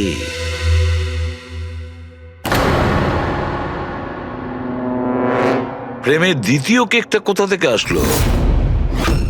হ্যাঁ স্যার, এখানে দুটো কেক। সেটাই তো, যখন বার্থডে ছিল সুধীর বাবু তার নিজের ফ্যামিলির সঙ্গে, ছোট কেকটা কেন কাটতে যাবে যেখানে এত বড় কেকটা রয়েছে এর সামনে? স্যার, যাতে ও রাতে পার্টিতে বড় কেক খেতে পারে। আরে ভাই, সুধীরবাবু কি 18 বছরের বাচ্চা ছিল নাকি যে নিজের বার্থডেতে দুটো কেকের অর্ডার দেবে? স্যার, হতে পারে এই কেকটা ওনাকে কেউ গিফট করেছে, এই বাদামওয়ালা কেক। সেটা তো বক্সে নিয়ে আসবে, আর তার উপরে কেক শপের নামটাও লেখা থাকবে। না স্যার, ওখানে তো আমরা কোনো বক্স পাইনি। ছিল না? হতে পারে কেউ এই কেকটা বাড়িতে বানিয়েছে, সেই জন্যই আমরা ওখানে বক্স পাইনি। কিন্তু এই আমন্ড দেওয়া কেক পাঠালোটাকে? স্যার, স্যার আমি জাহ্নবীর সোশ্যাল প্রোফাইল চেক করছিলাম। স্যার, এখানে ওর অনেক ছবি আছে যেখানে ও কেক আর পেস্ট্রি বেক করছিল। বেকিং ও খুব পছন্দ করে। হ্যাঁ আমি বেকিং পছন্দ করি, তাতে কি? তো কিছু না, তুমি বাদামওয়ালা কেক বানিয়েছিলে না সুধীর বাবুর জন্য? আমি যখন জানি যে ওনার বাদামে অ্যালার্জি, তাহলে আমি ওনার জন্য বাদাম কেক কেন বানাবো? কারণ তুমি চাইছিলে যে উনি কেকটা না খান, যদি খেতে অজ্ঞান হয়ে যেত না। আর তুমি চাইতে যখন তুমি ওকে মারবে তখন যেন ওর জ্ঞান থাকে, কষ্ট পায় তোমার সামনে, প্রাণ ভিক্ষা করে, তাই না? আরে আমি সুধীর আঙ্কেলকে কেন মারবো? তুমি কেকের মধ্যে সেনেটিভ মেশাওনি রিতেশ, নীল আর মায়াকে মারার জন্য? আপনারা এইসব কি বলছেন বলুন তো? ব্যাস ব্যাস, অনেক হয়েছে। তুমি বলেছিলে না যে ওই দিন তুমি অসুস্থ ছিলে আর বাড়িতেই ছিলে? কোথাও তুমি যাওনি। তুমি পার্টিতে কিভাবে গিয়েছিলে কিনা পার্টিতে? আমি সত্যি 2-3 পর্যন্ত ঘুমিয়েছিলাম। তারপর ঘুম থেকে ওঠার পর আমার মনে হলো যে আমি একটু বেটার ফিল করছি, আর তাই আমি পার্টিতে চলে যাই। এতে আমার কি অন্যায়? তুমি যদি রাত 2টা থেকে 3টে অবধি সত্যিই ঘুমিয়েছিলে, তাহলে 2:30টার সময় যখন সুধীর বাবু মারা যান, তখন তোমার মোবাইল ওনার ঘরের সামনে গেল কি করে? দেখো জাহ্নবী, মিথ্যে বলে কোনো লাভ নেই। আমরা তোমার মোবাইলের রেকর্ড চেক করে দেখেছি। যে সময় সুধীর বাবু মারা যান সেই সময় তোমার ফোনের লোকেশন ওনার বাড়ির কাছেই ছিল। এবার সত্যি বলবে নাকি আরো টাইম ওয়েস্ট করতে চাও? আমি আর নীল একে অপরকে ভালোবাসতাম। আমরা ভেবেছিলাম যে নীলের বাবার বার্থডে, আমাদের কাছে একটা ভালো সুযোগ ছিল ওনাকে আমাদের ব্যাপারটা বলার, আর সেই জন্যই আমি ওখানে যাই। ওখানে গিয়ে নীলকে অনেকবার কল করি, প্রায় 1 ঘন্টা ওখানে ছিলাম আমি, কিন্তু নীলের কোনো কল আসেনি। আমি ভেবেছিলাম নীল হয়তো সময় পাচ্ছে না আমাকে কল করার। মিথ্যে কথা। তোমার মনে হয়েছিল নীল তোমাকে ঠকাচ্ছে, সেই কারণে তুমি ওকে আর ওর পুরো ফ্যামিলিকে মেরে দিয়েছো। এই আপনারা কি বলছেন বলুন তো? আমি বেকিং করতে ভালোবাসি, তার মানে তো এটা নয় যে খুনটা আমি করেছি। ইন্টারনেটে রেসিপি দেখে তো যে কেউ কেক বানিয়ে ফেলতে পারে। কেক বানানো কি এমন কঠিন কাজ? আর রিতেশের গার্লফ্রেন্ড রেচেল, ও তো বেকিং করে। আপনারা ওকে কি কেন কিছু জিজ্ঞেস করছেন না? সবাইকে জিজ্ঞেস করবো আমরা। ডাকো সবাইকে। ভীষণ ইন্টারেস্টিং কেস এটা। এরকম খুব কম হয় যে এতজনের কাছে একটা লোকের প্রাণ নেওয়ার জন্য সুযোগও আছে আর মোটিভও আছে। আপনারা আবার? আরে স্যার, আমি কেন মারবো ওনাকে? আপনি নীলকে বিয়ে করতে চেয়েছিলেন, ওর ফ্যামিলির লোকেরা রাজি হয়নি। এ তো খুব বড় একটা কারণ খুন করার। আর সুধীর বাবুর ফ্যামিলির জন্য আত্মমর্যাদা, সোশ্যাল স্ট্যাটাস অনেক গুরুত্বপূর্ণ ব্যাপার ছিল। এর সবচেয়ে বড় এক্সাম্পল অদিতি দেবী। আর সুধীর বাবু এই নিজের সম্পত্তি আর স্ট্যাটাসের জন্য আপনার জীবন নষ্ট করে দিয়েছেন। তাহলে আপনার থেকে বেশি ঘৃণা আর কে করতে পারে? আমার কাছে পয়সার কোনো মূল্য নেই, আর না কোনো বিষয়ে রিগ্রেট। আফসোস তো তোমার হওয়ার কথা রাচেল। এখানে তো 5,000 টাকার জন্য মানুষ মানুষকে খুন করে, আর তুমি তো বসে বসে 11 কোটি টাকা পেয়েছো। আর আপনি? আপনার হাতে তো সুধীর বাবু তার লাইফের রিমোট কন্ট্রোল দিয়ে দিয়েছিল। আপনি সবই জানতেন ওনার ব্যাপারে। এটাও জানতেন যে উনি ওনার গানটা কোথায় রাখেন। দেখুন, আপনাদের যা ইচ্ছে বলতে পারেন। আমি আপনাকে আগেও বলেছিলাম যে আমি সেদিন ঘরে ভিডিও ব্লগ বানাচ্ছিলাম। চাইলে আমার ফোনও চেক করতে পারেন। হ্যাঁ হ্যাঁ, নিশ্চয়ই। ওই দেখি, জানা তো যাবে কিভাবে ভিডিও ব্লগ বানানো যায়।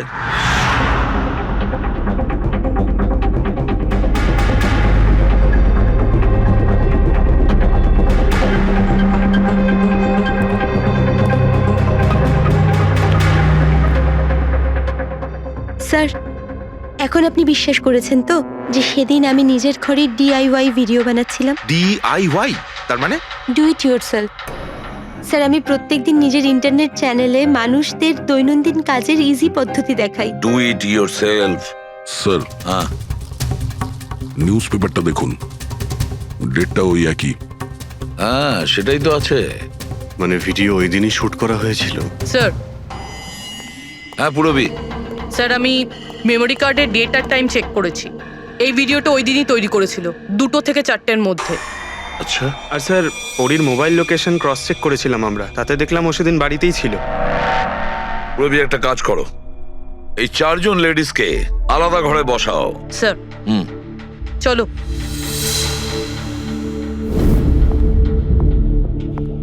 স্যার, কি ভাবছেন আপনি? সমস্ত প্রমাণ তোর পক্ষেই দেখছি। এই কেসটা তো আমি অন্ধকারে ডুবে যেতে দেখছি।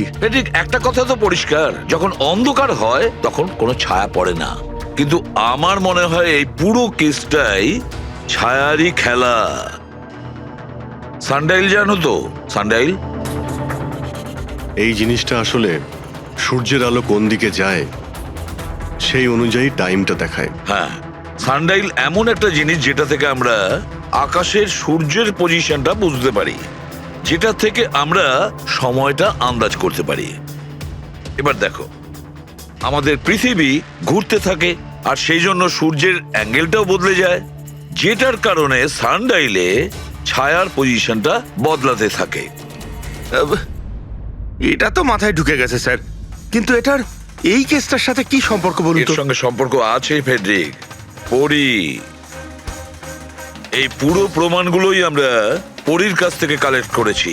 পরি সে এমন একজন কেউ পুরো এভিডেন্স গুলো ম্যানিপুলেট করতে পারে, মেমোরি কার্ডের ডেটটাও চেঞ্জ করতে পারে, পুরো এভিডেন্সেস কন্ট্রোল করতে পারে, কিন্তু সূর্যকে কন্ট্রোল পরি করতে পারে না। ভুলে যেও না যে সূর্য কোনো সময়ে ভুল সময় সে দেয় না।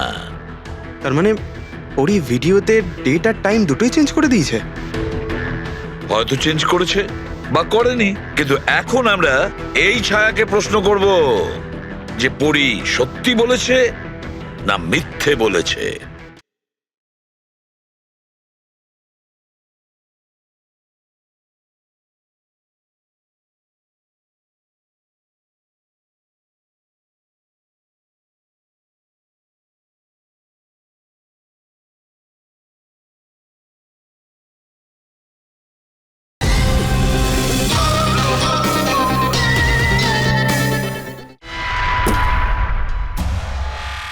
কারেক্ট, এই সেটিংটা একদম সেরকমই হয়েছে যেমন পরীর ভিডিওতে ছিল।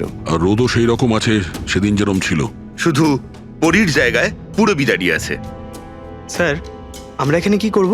আগামী 6 ঘন্টা পর্যন্ত পুরবীকে এইভাবেই দাঁড়িয়ে থাকতে হবে যেভাবে ভিডিওতে পরী দাঁড়িয়েছিল।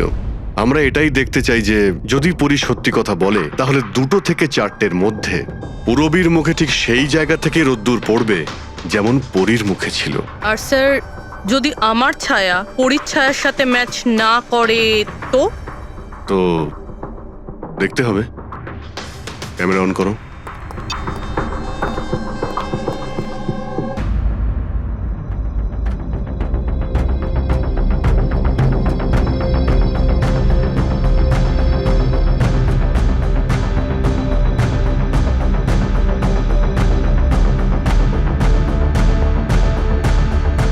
চলো, গুড।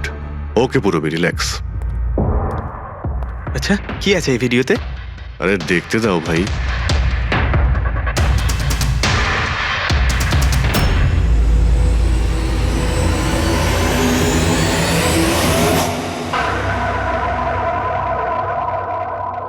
তো সকাল 11টা থেকে 1টার মধ্যে তুমি ওই ভিডিওটা রেকর্ড করেছিলে। আর তুমি খুব চালাকির সাথে ভিডিও ডেট আর টাইম চেঞ্জ করে দিয়েছো। মেমোরি কার্ডের ডেট আর টাইম বদলে দিয়েছিলে, নিজের মোবাইল ফোনটা বাড়িতে রেখে দিয়েছিলে যাতে আমরা ওখানকার লোকেশন পাই। তুমি কি মনে করেছিলে এসব করার ফলে আমরা বোকা হয়ে যাব? হ্যাঁ, না তুমি আমাদেরকে বোকা বানাতে পারলে, না আকাশে ওঠা সূর্যকে। তোমার ভিডিওতে রোডের ডিরেকশন দেখে স্পষ্টই বোঝা যাচ্ছে ওই ভিডিওটা 11টা থেকে 1টার মধ্যে শুট করা হয়েছে। চেষ্টাটা ভালোই করেছিলেন, কিন্তু রিসার্চ ওয়ার্কটা একটু দরকার ছিল। পরি, তোমার ব্যাপারে আমরা সবকিছু জেনে গেছি। পড়ি, আমাদের হয়তো ম্যাক্সিমাম 4 সপ্তাহ সময় লাগবে তোমার ডিএনএ টেস্ট করে এটা প্রমাণ করতে যে তুমি সুধীর বাবুর মেয়ে, কিন্তু তাতে সত্যিটা বদলে যাবে না।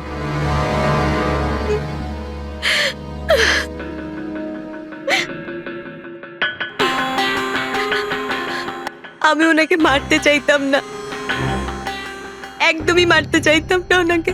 আমি তো শুধু এইটুকু চাইতাম যে উনি আমাকে স্বীকার করুক। ছোট থেকে এখনো অবধি আমি অনাথ আশ্রমে বড় হয়েছি, তার জন্য একটা ফ্যামিলি চাইতাম আমি।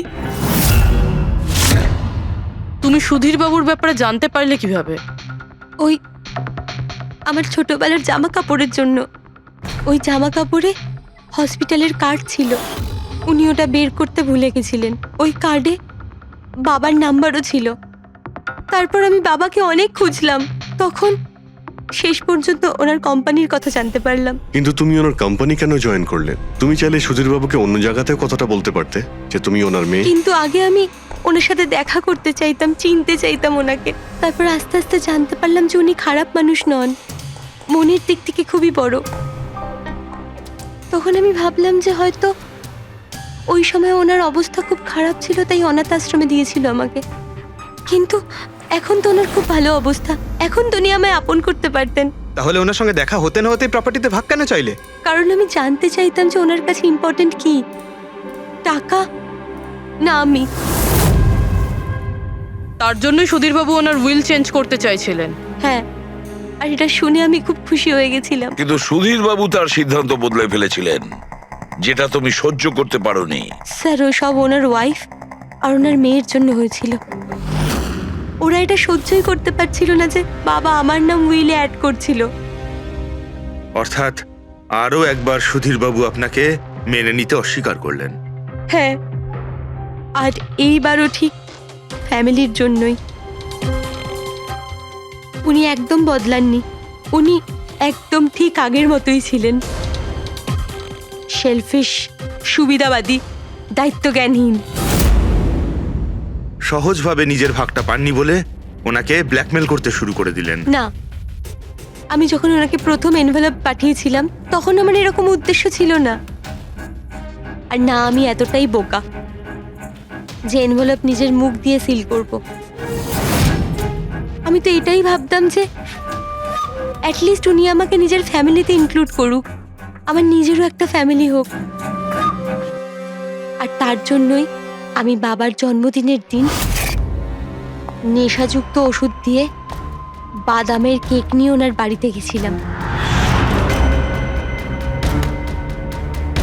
Happy birthday to you.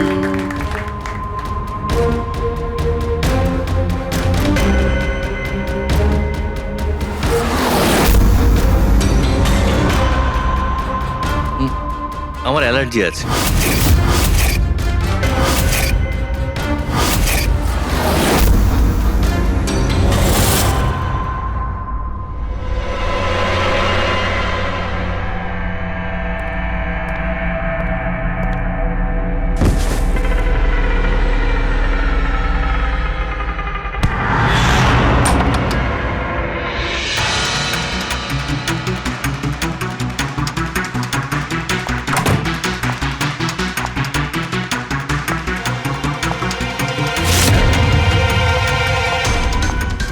বাবা,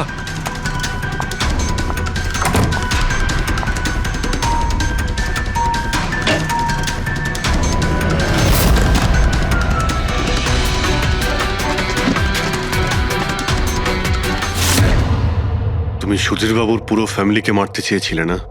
তোমার লক্ষ্য পূরণ হয়েছে। এবার তোমার সঙ্গে ওনার ফ্যামিলির লাস্ট মেম্বারও শেষ হয়ে যাবে। জেল যাওয়ার আগে আমরা তোমার সঙ্গে কারোর সঙ্গে দেখা করিয়ে দিতে চাই।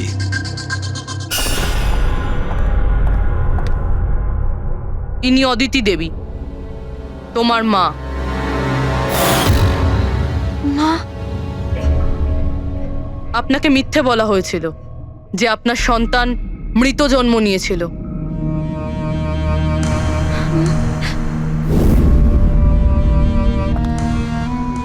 মা,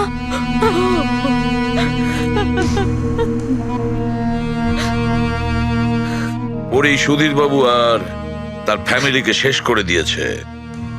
আমরা দুঃখিত, আপনারা দুজন আবার বিচ্ছিন্ন হয়ে যাচ্ছেন।